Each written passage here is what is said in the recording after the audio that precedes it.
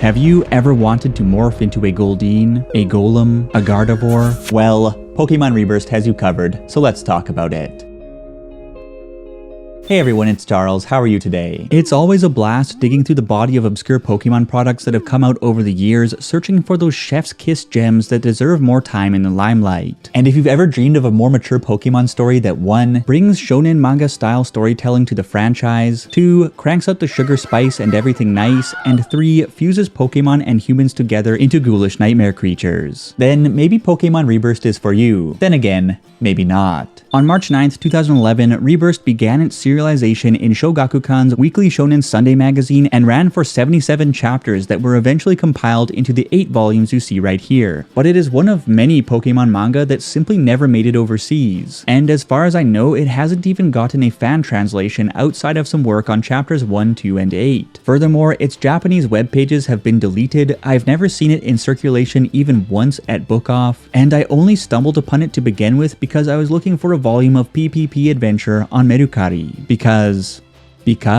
Anyways, Reburst really is a manga that slipped through the cracks, as if both the fans and the publishers have been trying to sweep it under the rug. Perhaps for good reason. And what is written about this series in Japanese on the internet often has a fairly strong bias. I decided to read all 8 original volumes in Japanese to get a more grounded understanding of what exactly this manga is all about. And in short, today's plan is to break down what this weird Pokemon manga is all about, why the Japanese fanbase Vulcan punched it into oblivion, and why everyone seems to just want to forget about it. Except for, apparently, the 2 of us. So kindly subscribe to feed the Catman, and let's jump right in. But first, spring is finally here, and it is the perfect time to freshen up your skill set with a free trial over on Skillshare. Skillshare is most famous for its photography, film, and drawing classes, but it's also a great place for creative people who want to reinvent their goals and careers and boost their productivity and quality of life. Personally, I've been using Skillshare for a few years now to build useful skills in art, video production, productivity, and creative writing. And if you are also interested in boosting your creative writing abilities, one great Skillshare class you should take is Lincoln Michelle's Science Fiction and Fantasy Creating Unique and Powerful Worlds, which has helped me create a compelling fantasy world for my own story thanks to his insights on ripple effects, reinventing classic tropes, etc, etc. So whatever you are into, whether that be novel writing, pixel art, game development, manga drawing, YouTube, or something else, you're sure to find a class on Skillshare. And you can enjoy unlimited classes from the Skillshare library for free, since the first 1,000 people to use my link will get a 1-month free trial of Skillshare. So be sure to check out the free trial. Best of luck skilling up, and with that said, it's back to today's chat. P.S. I'd love to get your feedback on my class about boosting mental well-being over on Skillshare, so I hope to see you there.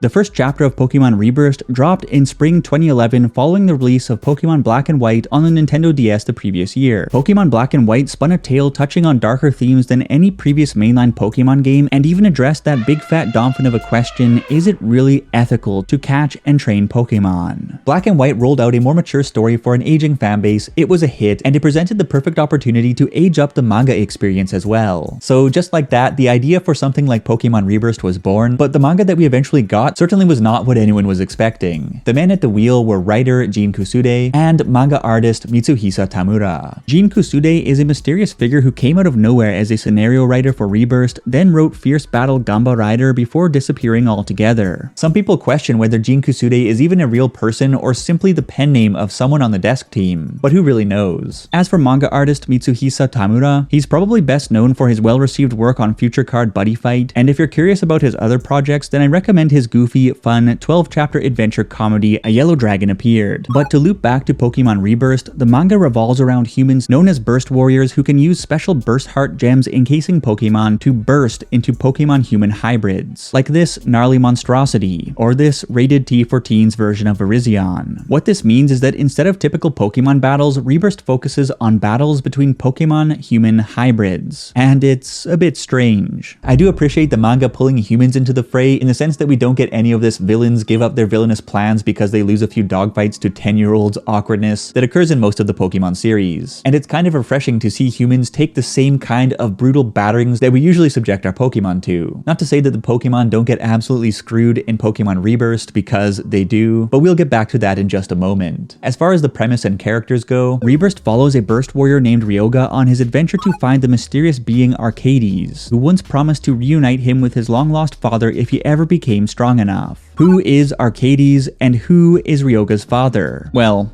Arcades is basically one for all, and Ryoga's father is a statue. Basically, Ryoga's quest involves tracking down 6 original burst hearts to insert into a compass of light that will reveal Arcades' whereabouts. Along the way, Ryoga clashes with the villainous Great Gavel group, gets sucked into a shonen manga-style tournament arc, shakes his friend and tells him to stop being a wuss while he's grieving over his dead mother. What a guy. Ryoga is basically a slightly edgier Ash Ketchum with green hair, and much like Ash, the words impossible and no are not in his vocabulary, a fact that he will remind us of constantly. In terms of battle abilities, Ryoga has superhuman strength, and he can transform into Busted Howl using a Zekrom Burst Heart inherited from his grandfather. But on the whole, he is just your typical righteous and reckless shonen manga protagonist, and over the course of the story, he is joined by 4 other very shonen manga-like travel companions.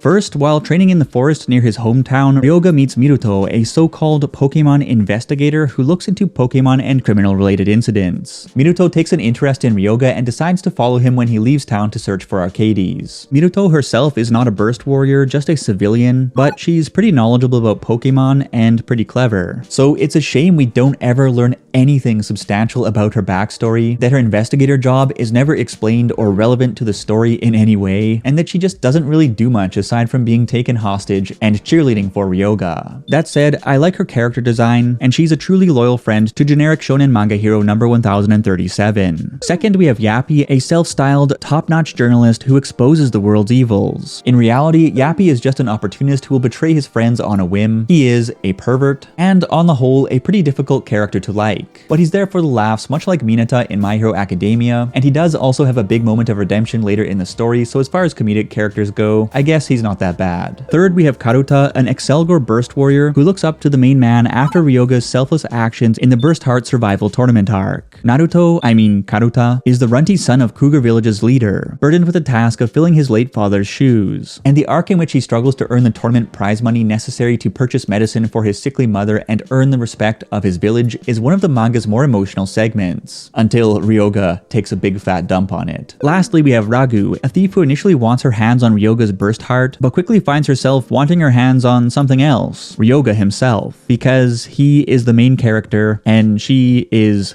the Neko waifu. Her cat-in-heat attitude towards Ryoga is a point of conflict with Miruto, who also happens to have a thing for Ryoga, because he's the main character. And just like that, we have a lovey-dovey tug-of-war over the oblivious hero. Sound familiar? Unfortunately, Ragu's potentially interesting bad girl attributes are never capitalized on, and she's soon reduced to little more than another Ryoga cheerleader slash fanservice magnet. But that's the travel party, and in my opinion, they were actually a pretty fun bunch to spend 77 chapters with. And of course, the party encounters all kinds of other characters along the way, but the most notable are from the Great Gavel group. In addition to the enemy of the week, 7 warriors and 3 generals, Gigi's most powerful burst warriors, we have to talk about Fraud, the leader of Gigi and the manga's main antagonist. Fraud is a Bisharp burst warrior, seeking power so indomitable that revenge, rebellion, and conflict would altogether end. He plans to do this by absorbing the energy of countless Pokemon, countless burst hearts, 250 grams of protein a day, and the power of a god. Aside from the whole turning Pokemon into wilted onions thing, Fraud's mission to put an end to conflict actually sounds kind of noble, but as you would expect, he is in fact totally insane and plans to achieve his goal by purging Earth of all life except for himself.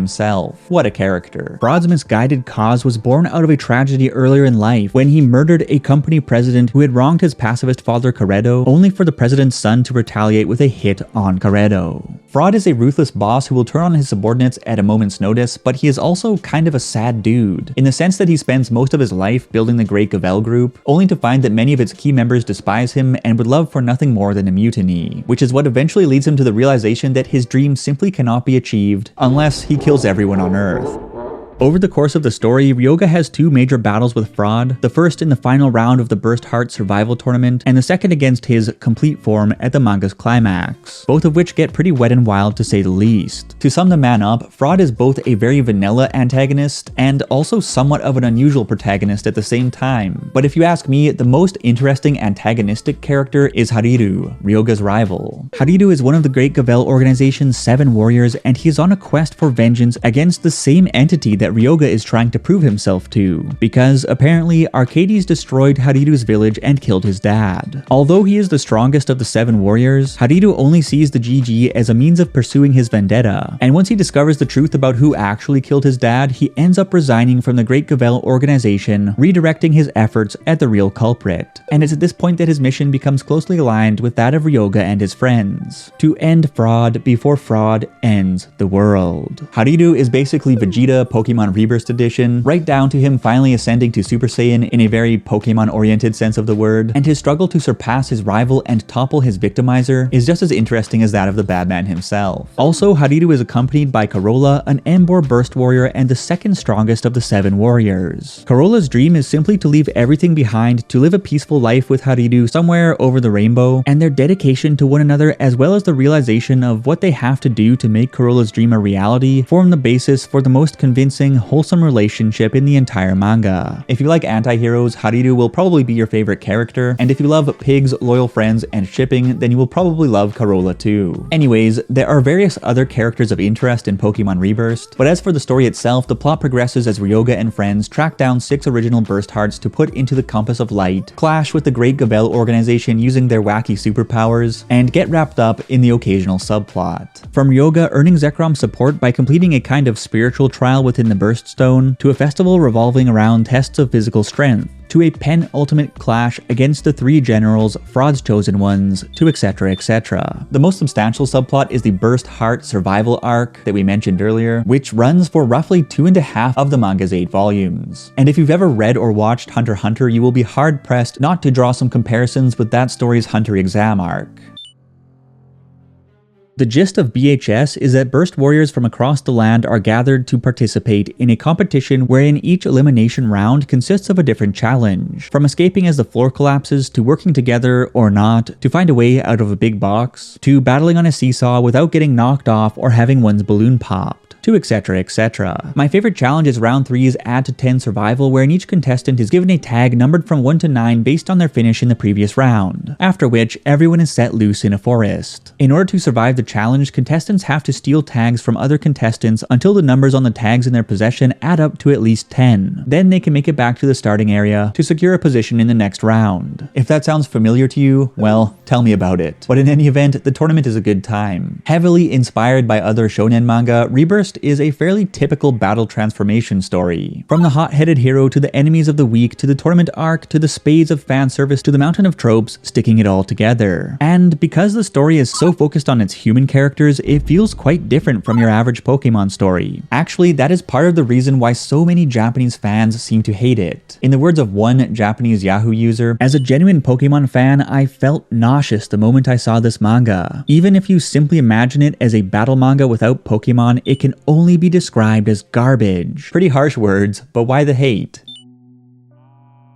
In the months leading up to Reburst's release, the hype was real. Fans were pumped for the more mature Pokemon story we had always wanted, and even better, it was going to be serialized on a weekly basis. But in the end, Pokemon Reburst was a disappointment to many Pokemon fans for a number of reasons. From Pokemon depictions that don't jive with established lore, to Ryoga's reckless personality and lack of depth, to backstories that just don't exist, to inconsistent character writing and frequent character breaks, to the weird, unsettling hybrid designs, to Fraud imploding his own organization before the heroes even get a chance to take it down, to that nasty little creature, to etc, etc. But more than anything, Pokemon Reburst got grilled for how it handled the Pokemon themselves. Sure, Reburst does borrow monsters and concepts from the Pokemon universe, but it never captures the Pokemon magic, it clashes with our expectations of the series, and for a manga that is supposed to be about Pokemon, the inclusion of Pokemon actually seems like an afterthought. I mean, I honestly did have a lot of fun with the manga, but I realized about midway through volume 5 that I had totally forgotten I was reading a so-called Pokemon story, even in spite of the Burst fusions being half Pokemon, and various references to type matchups scattered throughout the battles. In fact, you could remove the Pokemon from the manga entirely and it would hardly impact the world feel or the story at all, because aside from their most prominent role as glorified power-ups encased in gems, they are just not really there. Even Zekrom has barely any personality or dialogue outside of a couple key scenes, and I only remember actual Pokemon using attacks once or twice in the entire series. Not to mention that when their existence isn't being disregarded altogether, Pokemon Pokemon are either treated poorly as hostages, having their energy siphoned out of them, or simply exist in some kind of passive role in the background. Occasionally, even the Swords of Justice are quietly captured and turned into burst heart gems before they can kick up a fight, which was somewhat disappointing. I'm sure you get the idea. Pokemon Reburst is a story about burst warriors, not about Pokemon. And while, as I mentioned, I think the idea of having humans physically involved in battles is refreshing, I can see how the degree to which Pokemon are downplayed in the story would be pretty off-putting to anyone expecting a story about Pokemon, which is exactly what everyone was expecting of this manga. I mean, aside from a short prologue spread on the first couple pages of Volume 1, we don't even see another Pokemon until a shot of a caged cat thing appears on page 28, and then the next shot is of some screaming fire Pokemon having their energy sapped out of them in another cage on page 38. And we don't see any Pokemon after that until these gents are rescued on page 65. Yes, Reburst is a Pokemon manga that barely has any Pokemon in it, which is both perplexing and pretty funny. Even the great Gavel grunts terrorize civilians and teach senior citizens a lesson or two with real weapons instead of Pokemon, which just seems like a missed opportunity to have menacing Pokemon tear into the protagonists in their hybrid forms, showing us why Pokemon are creatures worthy of respect and even fear. I guess the idea is that the GG sets aside any Pokemon they have captured in order to harvest their energy, but still, where are the Pokemon? If you just think of Pokemon Reburst as an everyday shonen battle manga, this is all fine and dandy, but it's pretty jarring to see Pokemon so underrepresented in terms of personality and presence in an official manga. Also, in addition to the presence of actual Pokemon, the bond between people and Pokemon is one of the key themes of the Pokemon franchise, but almost nobody in Reburst seems to care about that bond at all. Aside from the burst phenomenon, we barely see Pokemon and people working together, and it isn't until the very end when Ryoga sets out on a quest to free Zekrom from its gem that we get the sense that someone genuinely cares about these creatures. Speaking specifically about Zekrom, throughout the manga, Ryoga often asks Zekrom to lend him its strength, and there are key points at which they need to come together as one to ascend to a higher power level. But the relationship usually feels pretty one-sided, and in the end, Zekrom is basically just a super shroom that Ryoga busts out to get the job done. This is somewhat ironic given that Reburst was released in the wake of Black and White, which were games all about exploring the morality of capturing Pokemon. Those games made us think, is it really okay to forcefully extract Pokemon from their natural habitats? And is it ethical to domesticate creatures for the purpose of glorified dogfighting? Or would it be better to simply leave them to live out their natural lives? Reburst's answer to those questions is don't care, which makes sense because Reburst really isn't all that concerned with being a manga about Pokemon to begin with. In reality, it is just a battle transformation story focused on fistfights between original characters shouting out original special move names that just happens to take place in the Pokemon world. That is not necessarily a bad thing, and I did enjoy reading the manga from start to finish, even though it is not a masterpiece by any means, but at the end of the day, it absolutely was not the mature Pokemon story it was made out to be, which pissed off a lot of Japanese fans. And surely the negative feedback and the overall lack of commitment to the brand is why Pokemon Reburst never made it overseas. So if you are looking for a Pokemon story that has a more mature feel to it than the anime or the games, Pokemon Adventures is still the official go-to choice for older audiences, and Festival of Champions is also amazing if you're interested in reading a fan-made manga. That said, if you want something weird, something spicy, and something different, I personally had a good time with the wacky world of Pokemon Reburst, and maybe you will too.